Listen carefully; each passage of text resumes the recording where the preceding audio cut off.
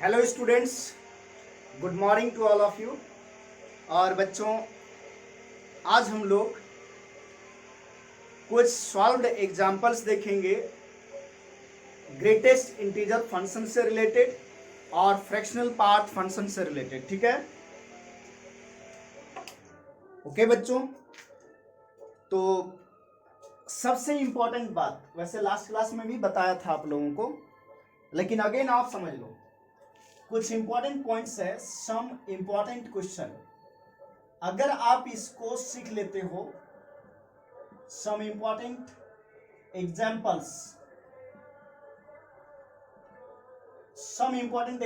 कुछ ऐसे एग्जाम्पल्स आपको बताने जा रहे हैं। अगर आप उसको सॉल्व करना सीख जाते हो, यानी उसको उसके कॉन्सेप्ट को समझ जाते हो, तो आपको कभी भी दिक्कत नहीं होगा। आईआईटी, जेई या तो बोर्ड के एग्जाम्स में अगर ग्रेटेस्ट इंटीजर फंक्शन का क्वेश्चन आता है तो आप एकदम इजीली सॉल्व कर सकते हो। ठीक है, तो चलो देखो, सबसे पहला चीज कि अगर greatest integer of x is equal to, suppose that बच्चों 4 है, चलो 5 ले, कुछ भी ले सकते हैं 5। मैं यहां पर 3 क्वेश्चन डिस्कस करूंगा। Greatest integer of X, greatest integer of x is less than equal to 5, चलो लेस देन 5 है। फिर नेक्स्ट मैं ले रहा हूं आपके सामने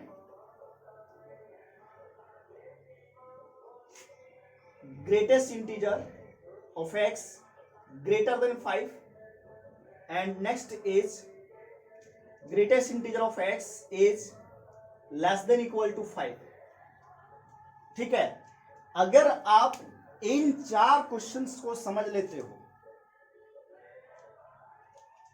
तो आपको कभी भी इन फ्यूचर में ग्रेटेस्ट इंटीजर फंक्शन में दिक्कत नहीं आने वाला है।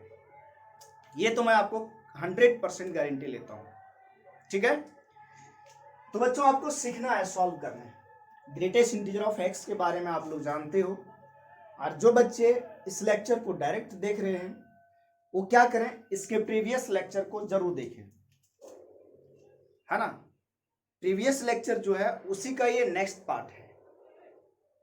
प्रीवियस लेक्चर में हम लोगों ने ग्रेटेस्ट इंटीजर फंक्शन क्या होता है, फ्रैक्शनल पार्ट फंक्शन क्या होता है, इस चीज के बारे में स्टडी किया था। अब उसी का एप्लीकेशन हम लोग अप्लाई कर रहे हैं। ठीक है, वैसे ऐसा एग्जांपल हमने लास्ट लेक्चर में डिस्कस कर रखा है। ठीक है, फिर मैं एक बार और आपको डिस्कस करवा रहा हूं, देखो बहुत इंपॉर्टेंट है। देखो बच्चों सुनो, greatest integer of X equal to 5 है। ठीक है, चलो नंबर लाइन से समझना आप, ये प्लस इंफिनिटी, इधर क्या होता है माइनस इंफिनिटी। अगर यहाँ 5 लिखा हुआ है तो आप क्या करो, 5 लिख लो नंबर लाइन पे, और 5 से ज्यादा एक नंबर लिख लो, और 5 से एक कम नंबर लिख लो। ये तीनों में चाहे greatest integer of x less then 5 हो, greatest integer of X greater than 5 है, और लेस देन इक्वल टू 5, यानी अगर इधर जो नंबर है, इधर जो नंबर है उसको नंबर लाइन पे तो लिखो ही, उससे एक बड़ा और एक छोटा नंबर भी नंबर लाइन पे रिप्रेजेंट कर दीजिए। ठीक है, उसके बाद देखिए ग्रेटेस्ट इंटीजर ऑफ एक्स का वैल्यू कितना है बच्चों, 5। तो 5 ये है, दिख रहा है आपको। तो ग्रेटेस्ट इंटीजर ऑफ एक्स का वैल्यू 5 कब होता है, जब ये बॉक्स के अंदर 5 हो तब भी होगा, 5 से बड़ा हो तब भी होगा 5, यहां पर हो वैल्यू तब भी, ये भी वैल्यू है तब भी होगा 5, ये भी वैल्यू है तब भी 5 होगा, ये भी वैल्यू है तब भी 5 आएगा, यानी 6 से पहले तक का वैल्यू कितना आएगा, 5 आएगा। लेकिन जैसे 6 पे पहुंचेंगे 6 दे देगा। तो आप बता सकते हो कि greatest integer of X equal to 5 कब होगा, जब एक्स का वैल्यू 5 से लेकर के 6 तक हो, लेकिन 6 से पहले। आप लोग इस कॉन्सेप्ट को लास्ट क्लास में सीखा था। ठीक है, तो यहां से हम एक्स का वैल्यू क्या लिखेंगे, जैसे greatest integer of X equal to 5 लिखा है, तो एक्स इक्वल टू क्या होगा, मतलब एक्स का वैल्यू क्या होगा, तो x बिलोंग्स टू होगा 5, 5 को लेना था इसलिए क्लोज ब्रैकेट लगाया, और 6 से छोटा ये ओपन ब्रैकेट 6 पर।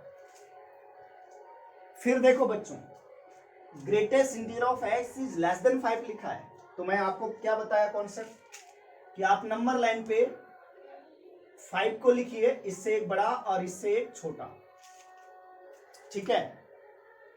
इधर माइनस इंफिनिटी है, बहुत सारे नंबर हैं इधर, इसी तरह इधर बहुत सारे नंबर हैं, ये प्लस इंफिनिटी है। अब बात को समझना कि सबसे पहली इंपॉर्टेंट बात यह है कि ग्रेटेस्ट इंटीजर ऑफ x जो होता है इंटीजर होता है। ग्रेटेस्ट इंटीजर ऑफ x क्या होता है, इंटीजर होता है, ये मैं पहले बता चुका हूं। मतलब कहीं भी आप बॉक्स देखो तो आप समझो कि वो इंटीजर लिखा हुआ है, तो ये बोल रहा है ऐसा इंटीजर, ये इंटीजर है लेकिन लेस देन 5 है। तो लेस देन 5 से छोटा इंटीजर कौन कौन सा होता है भाई, लेस देन 5 से छोटा इंटीजर कौन कौन सा होता है, 5 से छोटा इंटीजर कौन है, 4 है, और है क्या, 3 है। यानी 5 से छोटा इंटीजर कौन कौन सा है, जैसे 4, 3, 2, 1 एंड सो ऑन, इस तरह से जाएगा कि नहीं। बॉक्स इंटीजर है और बोल रहा है इंटीजर लेस देन 5, मतलब ये जो बॉक्स x है इसका वैल्यू क्या होगा, 4, 3, 2, 1 वगैरह होगा। This integer is less then 5 बच्चों, this integer is less then 5। तो लेस देन 5 से छोटा कौन कौन सा इंटीजर है, 4 है, 3 है, 2 है, 1 है। समझ रहे हो बात को ना, ठीक है। तो बताना है आपको कि ग्रेटेस्ट इंटीजर ऑफ x अगर 4, 3, 2, 1 एंड सो ऑन है और बहुत सारे इंटीजर हैं, तो x का वैल्यू क्या होगा। तो अब ज्यादा टेंशन मत लो, ठीक है। देखो यहां सबसे बड़ा इंटीजर क्या है, 4, ये 4 है। तो 4 इंटीजर कब आएगा, जब x का वैल्यू 4 होगा, या तो 4.1, जैसे यहां का भी यही होगा, 4.2 यहां का भी यही 4 आएगा, ये वैल्यू का भी 4 आएगा। समझ रहे हो, इस तरह से ये वैल्यू का भी 4 आएगा। यानी क्या सीख रहे हो भाई बच्चों, कि ये जितना भी वैल्यू है यहां से लेकर के 5 के पहले उसका आउटपुट क्या होगा, 4 होगा। मतलब x का वैल्यू जितना भी है 5 से पहले 4 तक उसका आउटपुट 4 होगा।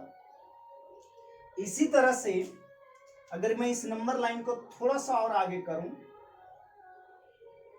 तो यहां मान लो 3 है बच्चों, तो 3 आउटपुट कब होगा, 3 इंटीजर कब होगा, जब x का वैल्यू 4 से कम हो और कहां तक हो, 3 तक, ये वाला। समझ रहे हो बात को। 3 अगर यहां रखें तब भी 3 आएगा आउटपुट, 3.1 रखें तब भी 3 आएगा, 3.2 रखें तब भी 3 आएगा। समझ रहे हो बात को। 3.99 रखें तब भी 3 आएगा। तो आप क्या देख रहे हो, इसी तरह 2 कब होगा, जब x का वैल्यू 2 से कम होगा। यानी कहने का मतलब क्या है, जब भी ये लेस देन का साइन हो ना, तो एक चीज तो तुमको पता चल गया कि 4 कब आएगा, जब x का वैल्यू 5 से कम होगा। इसी तरह 3 कब आएगा, जब x का वैल्यू 4 से कम होगा। तो हम यहां से बोल सकते हैं कि x का वैल्यू, देखो कौन सा रीजन सेलेक्ट हो रहा है, इधर ये पूरा रीजन सेलेक्ट हो रहा है। जैसे 4 के लिए इतना सेलेक्ट हुआ, 3 के लिए इतना सेलेक्ट हुआ, इसे 2 के लिए इतना सेलेक्ट होगा, और इसी तरह से माइनस इंफिनिटी तक जो इंटीजर जाएगा, तो हम देखेंगे कि इधर पूरा नंबर लाइन सेलेक्ट हो जाएगा। यानी आंसर जो हमारा होगा माइनस इंफिनिटी से लेकर के 5 तक। या तो इसको ऐसे भी लिख सकते हैं, x इज लेस देन 5। ठीक है बच्चों, अगर आप इस चीज को समझ जाते हो तब बहुत ही आसान हो जाएगा आगे क्वेश्चन करने के लिए। यानी अगर जनरलाइज फॉर्म में हम लिखे ना, कुछ लोग क्या करते हैं, इसको रट लेता है, जैसे greatest integer of x is less then k। अब k यहाँ पर इंटीजर होना चाहिए। अगर इस फॉर्मूला को मैं लिखता हूं यहां से कि x is less then k, तो k यहाँ क्या होना चाहिए, इंटीजर। लेकिन कल को अगर मान लो यहाँ इंटीजर नहीं रहा, 5.1 हो गया, तो उस टाइम ये रूल फेल कर जाएगा। इसलिए इस फॉर्मूला को हम आपको नहीं लिखा रहे हैं। आप बात को समझो बच्चों, आप हमेशा क्या करना, नंबर लाइन ड्रॉ कर लेना। आप देखो इसको समझो। मैं क्या बोला कि जो वैल्यू यहाँ दिया हुआ है उसको नंबर लाइन पे तो लो ही है, उससे एक बड़ा ले लो और उससे एक छोटा ले लो, ले लिया। अब बोल क्या रहा है कि इंटीजर ग्रेटर देन 5, तो ग्रेटर देन 5 में कौन सा इंटीजर है? 6 है। और कौन सा है? इसी तरह 7 है। तो आप खुद समझो बच्चों कि अगर इंटीजर ग्रेटर देन 5 है तो x का वैल्यू क्या होना चाहिए? जैसे ग्रेटर देन 5 कहने का मतलब box x is 6, 7, 8 and so on. तो 6 कब आएगा? इंटीजर 6 कब आएगा? जब 6 होगा और 6 से बड़ा नंबर लेकिन 7 से पहले। इसी तरह 7 कब आएगा? जब 7 होगा x का वैल्यू 7 से कहां तक? 8 तक। इस तरह से समझ रहे बात को? इस तरह से होगा। तो हम देख रहे हैं क्या नंबर लाइन किधर सेलेक्ट हो रहा है? 6 से उधर, जबकि यहां क्या हो रहा था? 5 से इधर हो रहा था, और इधर कहां हो रहा है? 6 से उधर, लेकिन 6 को इंक्लूड कर लेना है। तो यहां से x का जो वैल्यू आया बच्चों वो क्या आ रहा है? 6 से लेकर के इंफिनिटी तक। इसको अपन ऐसे भी लिखते हैं x ग्रेटर देन और इक्वल टू 6।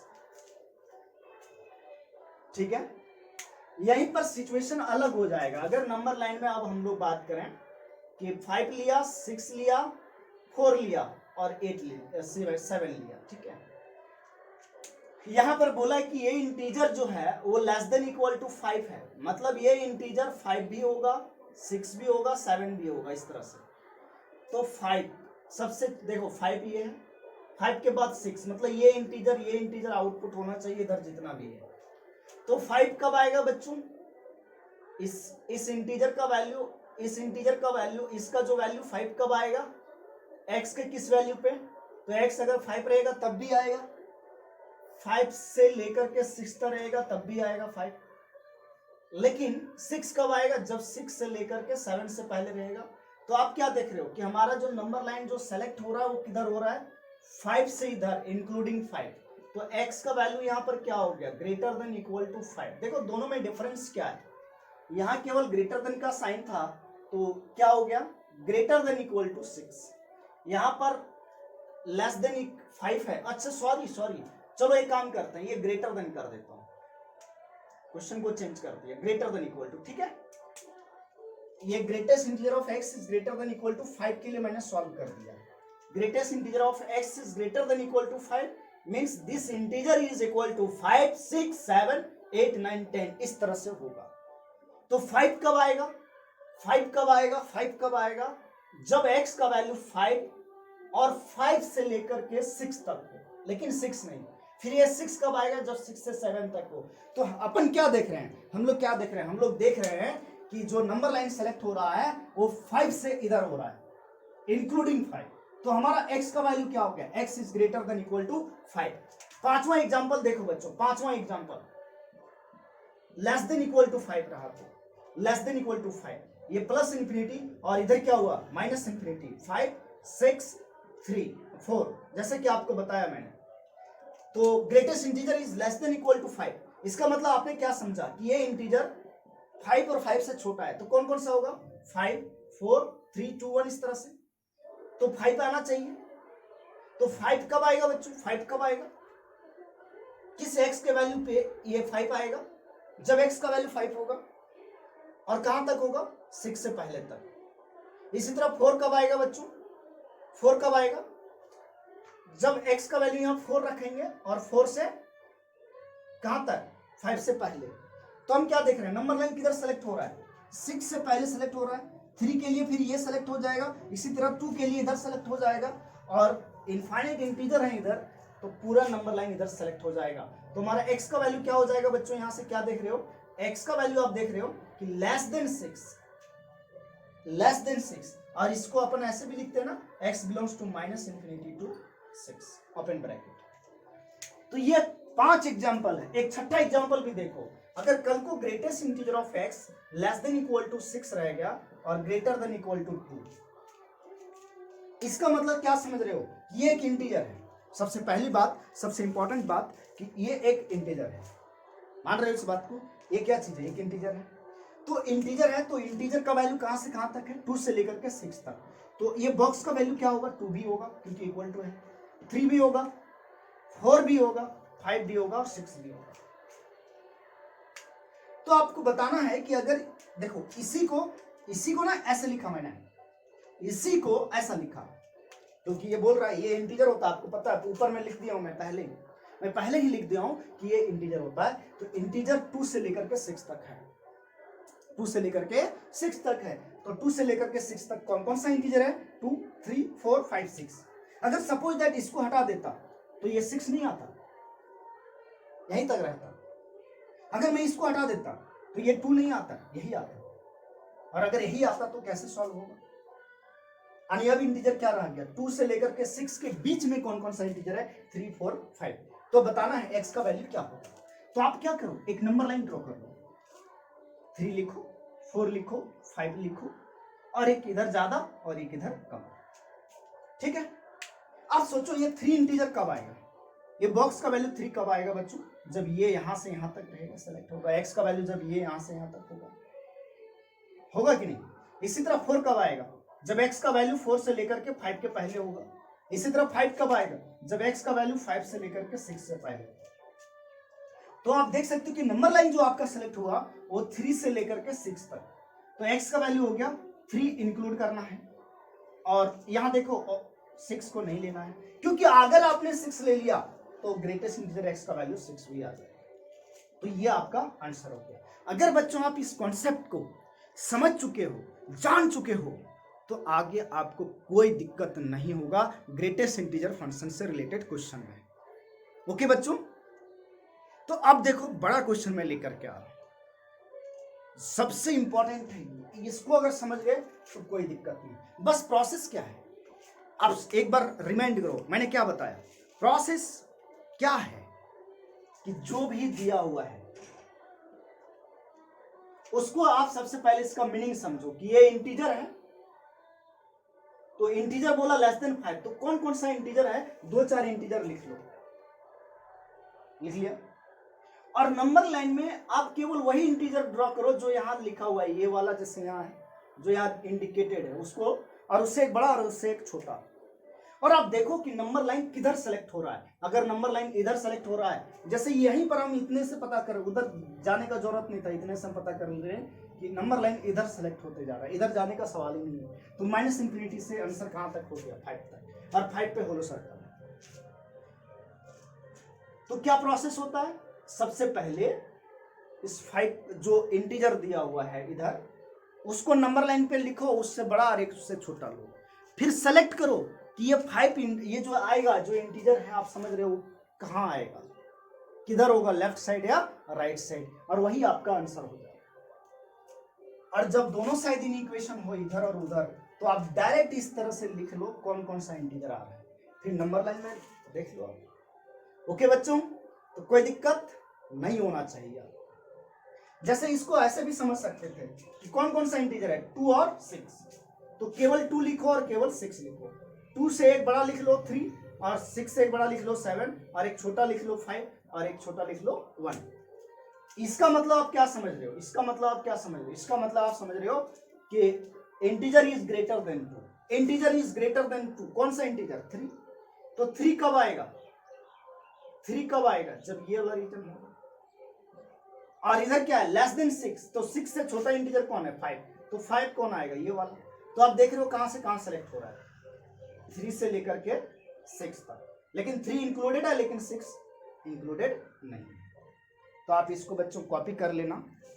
ओके, समझ में आ गई बात? चलो क्वेश्चन लेते हैं कुछ।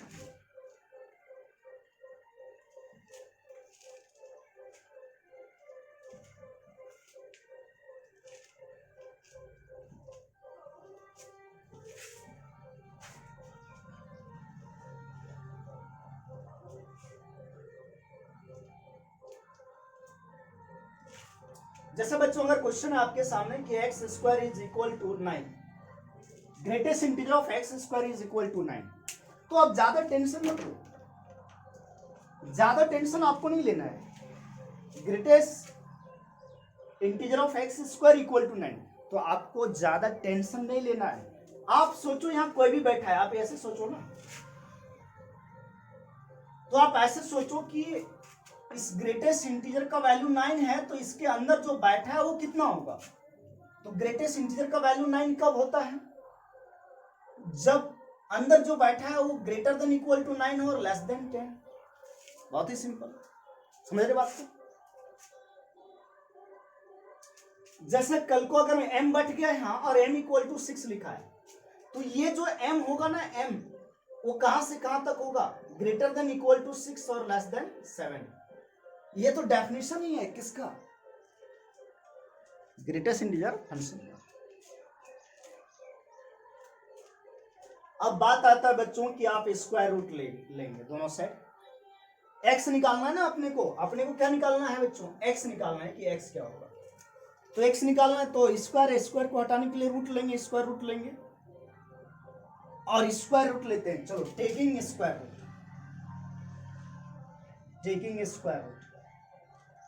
और स्क्वायर रूट लेने के बाद आपको एक चीज समझ में आना चाहिए कि ये रूट 9 हो गया, रूट अंडर एक्स स्क्वायर हुआ और ये रूट अंडर 10 हो गया। ठीक है,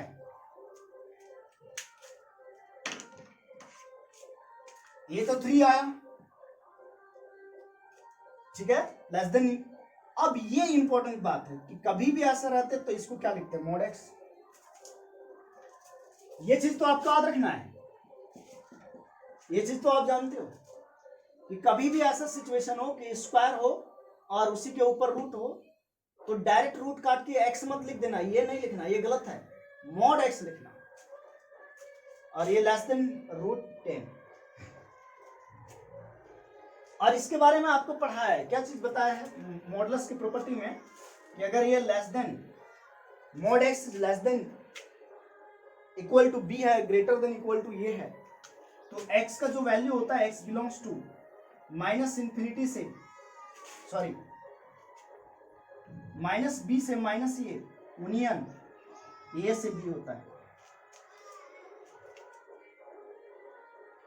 तो आप देखो ये a का वैल्यू, ये b का वैल्यू, तो हम बोल सकते हैं x का वैल्यू जो होगा belongs to minus root under 10 से लेकर के माइनस 3 तक यूनियन 3 से रूट अंडर 10 तक। ये आ जाएगा आंसर। इस कॉन्सेप्ट को मैंने ग्राफ से भी बताया था कि ये आता कैसे। वैसे एज अ फॉर्मूला आपको इसको याद रखना है ताकि तुरंत आप आंसर लिख सकते हो। ठीक है, तो क्या समझा आपने कि यहां अंदर में कोई भी बैठा और इक्वल टू 9 हो, तो इसका मतलब समझना ये चीज कि ये जो बंदा है वो ऐसा है, ये क्या होगा? ऐसे लिखा जाएगा। ठीक है, चलो बच्चों नेक्स्ट आगे देखते हैं।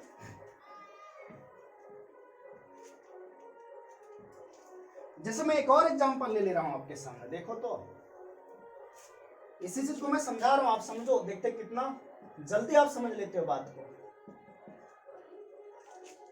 Greatest integer of this equal to 4 है, तो कोई दिक्कत नहीं है। इस ग्रेटेस्ट इंटीजर का वैल्यू 4 है, तो ये कहां से कहां होगा? ये होगा ग्रेटर देन इक्वल टू 4 और लेस देन 5। बिल्कुल सही बात है। हमें x निकालना है, तो -1 है तो +1 कर देंगे, हर एक साइड +1 करेंगे, एडिंग 1, तो ये 5 हो गया, ये 2x हो गया और ये 6 हो गया। फिर 2 से डिवाइड कर देंगे तो ये 5/2 हो गया, ये x हो गया और ये 3 हो गया। तो x का वैल्यू निकल गया बच्चों, देख सकते हो। और x का वैल्यू क्या है? x बिलोंग्स टू 5/2 से लेकर के 3 तक। तो आपने अभी तक क्या सीखा? मैं ये समझ के चल रहा हूं आप सीख गए होंगे क्या चीज, कि जब भी ऐसा इक्वेशन दिया हो तो अंदर जो कोई भी बैठा रहे, x नहीं कोई भी बैठा रहे, उसका वैल्यू कहां से कहां तक होगा वो सोचना है। ठीक है, चलो बच्चों और क्वेश्चन लेके आते हैं।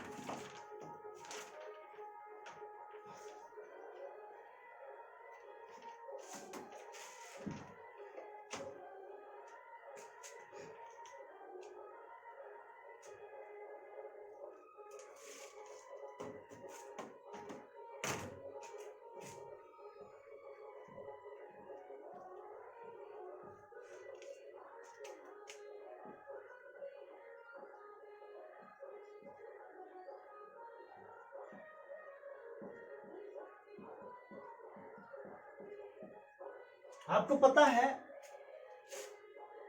कि ये ग्रेटेस्ट इंटीजर है, फ्रैक्शनल पार्ट ऑफ एक्स है। ठीक है, फ्रैक्शनल पार्ट ऑफ एक्स का वैल्यू आप लोग को पता है कहां से कहां होता है, 0 से लेकर के 1 के बीच में इंक्लूडिंग 0। आपको इस इक्वेशन को सॉल्व करना है बच्चों, क्या करना है, इस इक्वेशन को सॉल्व करना है, ठीक है। तो यहां 3 टाइप का दिख रहा है, एक ग्रेटेस्ट इंटीजर एक्स, एक केवल एक्स और एक fractional part of X. Greatest integer x, x और फ्रैक्शनल पार्ट ऑफ एक्स।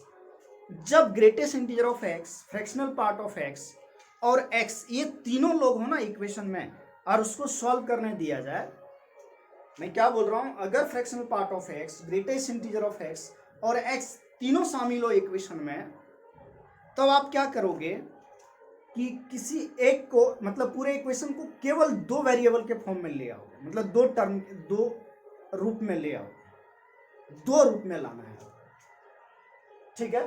तो सबसे बेहतर होगा ना x को हटा देंगे, तो आप लोग को पता है कि x को हम लोग लिख सकते हैं greatest integer of x plus fractional part of x। बहुत ही इंपॉर्टेंट प्रॉपर्टीज है, ये डेफिनेशन में ही बता चुका हूं मैं। तो इस x के जगह पे हम लिख लें greatest integer of x plus fractional part of x, ठीक है। ये ग्रेटेस्ट इंटीजर ऑफ x इधर आएगा तो माइनस में आ जाएगा और इस तरह से ये क्या आ जाएगा बच्चों, अच्छा फ्रैक्शनल पार्ट ऑफ x इसके जगह पे लिखा ये और एक a, तो ये तो इधर आ गया, ग्रेटेस्ट इंटीजर ऑफ x लिखा गया, 2 times of greatest integer of x minus greatest integer of x equal to greatest integer of x, और इधर क्या आ जाएगा 2 times of greatest integer of x। देखो x को जब तीनों ये शामिल हो तो x को, x की जगह पे ये चीज लिखना, हमेशा ये चीज लिखना। लिखने का बेनिफिट क्या है कि अब ये इक्वेशन रिड्यूस हो गया फ्रैक्शनल पार्ट ऑफ x और ग्रेटेस्ट इंटीजर ऑफ x के बारे में। हमें इसका वैल्यू नहीं पता है लेकिन इसका वैल्यू पता है, चलो इसको इक्वेशन 1 मान लेते हैं। हमें इसका वैल्यू नहीं पता है लेकिन इसका वैल्यू पता है, क्या पता है भाई, वहां लिखा हुआ है। तो फ्रैक्शनल पार्ट ऑफ x जो है वो कहां से कहां, 0 से लेकर के 1 तक, ये 2 times of fractional part of x है, तो मैं इसको 2 से मल्टीप्लाई कर दे रहा हूं ताकि वही बन जाए। 2 से मल्टीप्लाई करने के बाद ये आया, और ये किसके इक्वल है, ये ग्रेटेस्ट इंटीजर ऑफ x के इक्वल है। वाओ, ये चीज आ गया, देखो अभी तो सॉल्व किया था ऐसा, क्या ऐसा नहीं सॉल्व किया था। Greatest integer of x is greater than equal to 0 और लेस देन 2। इसका मतलब क्या हुआ कि ये इंटीजर है और इंटीजर का वैल्यू क्या होगा, 0 और 1, क्योंकि ये इंटीजर लेस देन 2 है। लेस देन 2 इंटीजर कौन सा होता है, 1, 0, -1, लेकिन यहां बोला है कि 0 से बड़ा और 0 के इक्वल, तो 0 और 1 आएगा। और अगर x का वैल्यू 0 और 1 आया बच्चों तो नंबर लाइन में 0 और 1 को लिख लो, 1 से बड़ा एक लिख लो 2 और 0 से एक छोटा लिख लो -1। आप खुद सोचो कि ये इंटीजर 0 कब आएगा, जब x का वैल्यू 0 से लेकर के 1 के पहले होगा, और 1 कब आएगा, जब 1 से लेकर के 2 के पहले होगा, है ना, होगा कि नहीं। तो हम लिख सकते हैं x का वैल्यू कि 0 से 2, लेकिन इस इक्वेशन को सॉल्व करने के लिए ना जरूरत नहीं है उसकी, x का वैल्यू निकालने का जरूरत यहां नहीं है। हम लोग कैसे x का वैल्यू निकलेगा वो देखो। तो यहां से हम लोगों ने क्या लिखा, इसको हटाते हैं, इससे ये क्या लिखा, ग्रेटेस्ट इंटीजर ऑफ x 0,1। अब एक काम करते हैं कि ग्रेटेस्ट इंटीजर ऑफ x का वैल्यू हम लोग को मिल गया 0,1। तो अगर ये ग्रेटेस्ट इंटीजर ऑफ x को यहां मैं रख दूं तो फ्रैक्शनल पार्ट ऑफ x मिल जाएगा। तो देखो बच्चों, फ्रॉम इक्वेशन 1 से क्या हो रहा है कि व्हेन, ध्यान देना, बॉक्स ऑफ x 0 के बराबर है, ठीक है, तो फ्रैक्शनल पार्ट ऑफ x क्या होगा, greatest integer of x by 2 होगा कि नहीं, देखो 1 से, तो ये ग्रेटेस्ट इंटीजर ऑफ x का वैल्यू 0, तो 0/2 क्या हो जाएगा, 0। और अगर 0 हो गया, ग्रेटेस्ट इंटीजर ऑफ x भी 0 और फ्रैक्शनल पार्ट ऑफ x भी 0, तो x अपने को निकालना है। तो देखो ये इक्वेशन है, x बराबर क्या होता है, greatest integer of x plus fractional part of x। तो यहां से देख सकते हो कि ग्रेटेस्ट इंटीजर ऑफ x भी 0, फ्रैक्शनल पार्ट ऑफ x भी 0, तो ये x का वैल्यू क्या हो गया, 0। एक आंसर मिल गया 0। और बच्चों जब ग्रेटेस्ट इंटीजर ऑफ x 1 है, ग्रेटेस्ट इंटीजर ऑफ x 1 है, तो फ्रैक्शनल पार्ट ऑफ x क्या होगा 1/2। और फ्रैक्शनल पार्ट ऑफ x का वैल्यू अगर 1/2 है तब x क्या होगा? अगर फ्रैक्शनल पार्ट ऑफ x का वैल्यू 1/2 है तो x क्या होगा?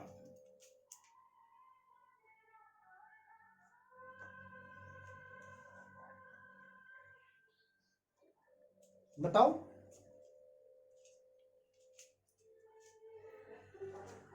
फ्रैक्शनल पार्ट ऑफ x का वैल्यू 1/2 है तो बच्चों x क्या होगा? अरे यार बहुत ही आसान है। x बराबर क्या होता है? Greatest integer of x plus fractional part of x। तो x बराबर हो जाएगा greatest integer of x is 1 plus fractional part of x 1/2। कितना आ गया बच्चों? 3/2। तो यहां से x का वैल्यू जो निकला वो एक 0 निकला और एक 3/2 निकला। तो ये हो गया इक्वेशन यानी अपना आंसर। x का 2 वैल्यू आया। हाँ मैं बच्चों फिर से मैं समझा रहा हूं कि कहीं भी दिखे आपको आगे कि बॉक्स,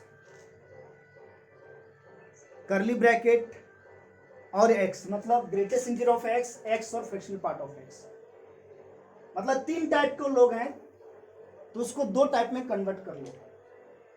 और ये तीनों में रिलेशन होता है। किसमें किसमें? x में, फ्रैक्शनल पार्ट ऑफ x में और ग्रेटेस्ट इंटीजर ऑफ x में। तो आई थिंक आपको इसमें समझ में आ गया होगा। चलिए नेक्स्ट क्वेश्चन पे हम लोग चलते हैं बच्चों।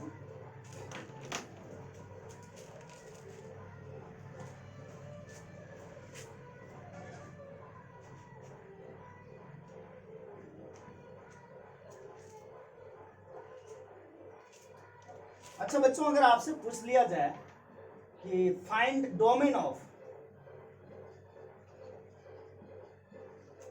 fx equal to root under greatest integer of x -3,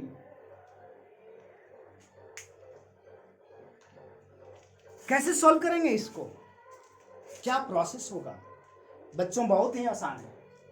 मैं बोला ना कि वो जो पहले सब इंपॉर्टेंट क्वेश्चन जो बताया था आपको, लेस देन ग्रेटर देन, बस उसको पता, उसका कॉन्सेप्ट को समझना है और उसी का एप्लीकेशन होगा बाकी क्वेश्चन में। हम लोग से पूछ रहा है डोमेन, डोमेन मतलब x का वैल्यू। तो ये देखो फंक्शन जो है ये स्क्वायर रूट फंक्शन है। तो स्क्वायर रूट के अंदर जो भी चीज रहता है वो ग्रेटर देन इक्वल टू क्या होता है? 0। तो ये -3 इधर ले गया तो fractional part of x is greater than equal to 3 आया। और इसका मतलब क्या हुआ कि ये इंटीजर है, फिर से ये इंटीजर है और इंटीजर का value greater than equal to 3। तो इंटीजर जो होगा वो 3 होगा, बॉक्स 3 के बराबर होगा, 4 के बराबर होगा, 5 के बराबर होगा, 6 के बराबर होगा एंड सो ऑन। फिर आपको मैं क्या समझाया, आप सोचो कि 3, 4, 5, 6 सब तो नहीं लिख सकते, एंड सो ऑन लिख दिया। तो ये 3 इंटीजर कब आएगा? ये इंटीजर 3 कब आएगा? जब x का वैल्यू 3 से लेकर के 4 तक रहेगा। ये इंटीजर 4 कब आएगा? जब x का वैल्यू 4 से लेकर के 5 तक रहेगा। ये इंटीजर 5 कब रहेगा? 5 कब आएगा बच्चों? जब x का वैल्यू 5 से लेकर के 6 तक होगा। तो अपन क्या देख रहे हैं कि जो नंबर लाइन सेलेक्ट हो रहा है वो 3 से लेकर के प्लस इंफिनिटी तक होने जा रहा है। तो x का जो वैल्यू हो जाएगा वो 3 से लेकर के इंफिनिटी तक। और यही अपना क्या हो गया बच्चों? डोमेन। क्या क्या आपने देखा? नया चीज क्या था? नया चीज वही जो सम इंपॉर्टेंट क्वेश्चन बताया था, वही नया चीज था। उसके बाद तो सारे वही हैं। ठीक है, तो ऐसे क्वेश्चन कर लोगे आप। हाँ अगर मैं इसी को डिफाइन डोमेन यही लिख देता ना, देखो चेंजेस क्या होगा अगर डोमेन में यही लिख देता बच्चों, domain of fx equal to 1 by fractional part greatest integer of x -3।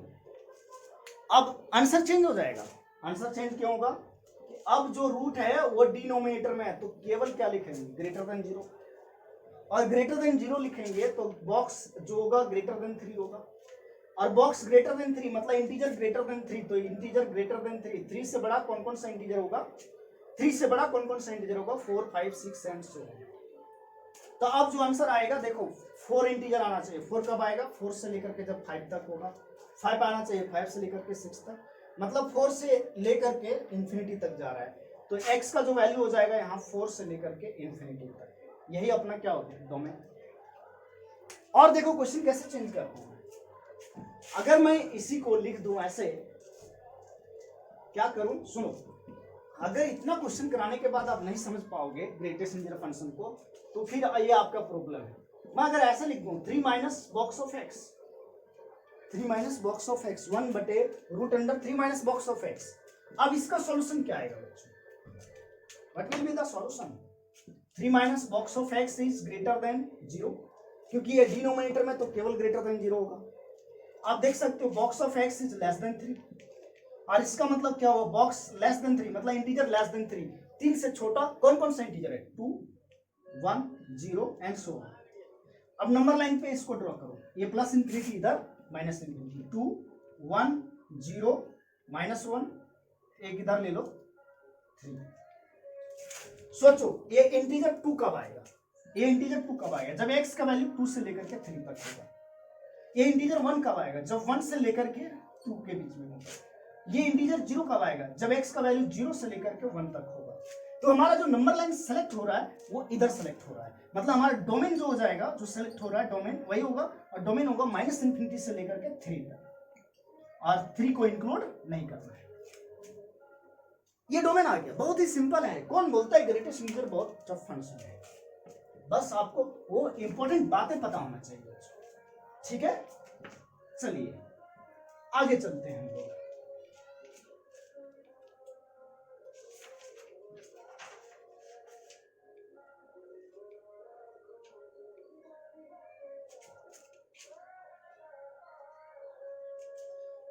एक क्वेश्चन में बोला गया फाइंड रेंज ऑफ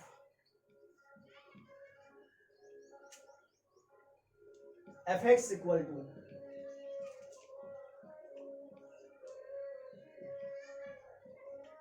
बाजार का क्वेश्चन में बहुत लोग, सभी लोग कराते हैं, इसका रेंज फाइंड आउट करना है। ये क्वेश्चन सिंगेज बुक में भी दिया हुआ है, ठीक है। देखो सबसे हम लोग ग्रेटेस्ट इंटीजर ऑफ एक्स का वैल्यू पता नहीं जानते, कहां से कहां तक होता है, इंटीजर होता है लेकिन कौन सा इंटीजर वो नहीं पता, लेकिन हम लोग को ये पता है भाई कि इसके बारे में पता है, फ्रैक्शनल पार्ट ऑफ एक्स, और ग्रेटेस्ट इंटीजर फंक्शन को हम लोग फ्रैक्शनल पार्ट ऑफ एक्स में कन्वर्ट कर सकते हैं कि नहीं, बहुत ही आसान। क्या होता है बच्चों, x बराबर fractional part of x plus box of x होता है, ये होता है कि नहीं। तो इसको देखो मैं कन्वर्ट कर देता हूं, ठीक है। x के जगह पे इसको लिख देते हैं,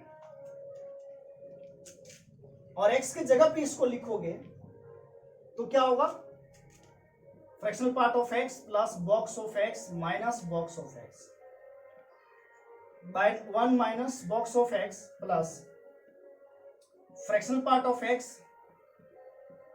plus box of x। ये डिचुम डिचुम उड़ा, ये उड़ गया देखो, और अपने पास आ गया fractional part of x divided by 1 minus fractional part of x। आया कि नहीं। अब एक काम करना है बच्चों, अब क्या करना है हम लोग को, एक काम करना होगा कि इसको क्या लिख सकते हैं, सॉरी यहां प्लस प्लस प्लस। अभी काम क्या कर सकते हैं, सुनो, इसमें 1 ऐड कर दो ऊपर में, और अगर 1 ऐड किया तो 1 माइनस भी करना पड़ेगा। अब इसको सेपरेट करोगे तो आप देखो क्या आने वाला है, इसको इसको सेपरेट कर दो, इतना बटे इतना क्या हो जाएगा 1, फिर माइनस है तो minus 1 by 1 plus fractional part of x। Actually आपको हम लोग को रेंज निकालना है, अब हम लोग रेंज निकाल सकते हैं। कहोगे कैसे सर, हम लोग को पता है कि इस फ्रैक्शनल पार्ट ऑफ x का वैल्यू क्या है, 0 से लेकर के 1 तक। हम क्या करेंगे ना, बस इसको लेकर के चले और ये पूरा बड़ा फंक्शन बना देंगे। देखो फ्रैक्शनल पार्ट ऑफ x 0 से 1 है, फिर इस फ्रैक्शनल पार्ट में 1 ऐड है, तो ऐसा करते हैं कि 1 ऐड कर देते हैं, देखना आराम से देखना, एडिंग 1, तो इधर 1 हो जाएगा, इधर 1 plus fractional part of x less then 1 plus 1 is 2। अब फिर क्या करें, ये 1 बटे में, मतलब ये जो चीज है डिनोमिनेटर में, तो इसको 1 बटे करते हैं, रेसिप्रोकल करते हैं, और जब रेसिप्रोकल करते हैं तो इनइक्वालिटी का साइन चेंज होता है। तो रेसिप्रोकल करने से 1/1 1 ही हुआ, ये साइन चेंज हो गया, ये 1/, फ्रैक्शनल पार्ट ऑफ x, और ये साइन चेंज हो गया 1/2। अब क्या है इस एक्सप्रेशन में, देखो माइनस से मल्टीप्लाई है तो माइनस से मल्टीप्लाई कर देते हैं, और माइनस से भी मल्टीप्लाई करते हैं तो साइन ऑफ इनइक्वालिटी चेंज होता है। तो ये ग्रेटर देन, ये क्या था, ग्रेटर देन इक्वल टू, ये लेस देन बन गया, ये -1/1 plus fractional part of x -1/2। अब फिर क्या देख रहे हैं, इसमें 1 ऐड है तो अब 1 ऐड कर देते हैं, तो 1 ऐड करेंगे तो -1 + 1 0, ये साइन वही रहेगा 1 माइनस, ये 1 ऐड करोगे तो 1/2 हो जाएगा। अब देखो fx आ गया, ये fx आ गया, कहां से कहां, 0 से लेकर के 1/2 तक। fx रेंज का मतलब, fx का वैल्यू कहां से कहां होगा, रेंज का मतलब फंक्शन का वैल्यू कहां से कहां होगा, तो फंक्शन का वैल्यू 0 से 1/2 तक है, तो हमारा रेंज हो गया बच्चों कहां से कहां, 0 से लेकर के 1/2, फिनिश, बहुत ही सिंपल। तो बच्चों ये था आपके लिए ग्रेटेस्ट इंटीजर फंक्शन से रिलेटेड कुछ क्वेश्चंस, जो बहुत ही सिंपल होता है अगर आप उस कॉन्सेप्ट को समझो। कौन सा कॉन्सेप्ट, फिर मैं बता रहा हूँ, वो जो 6 क्वेश्चन किया था।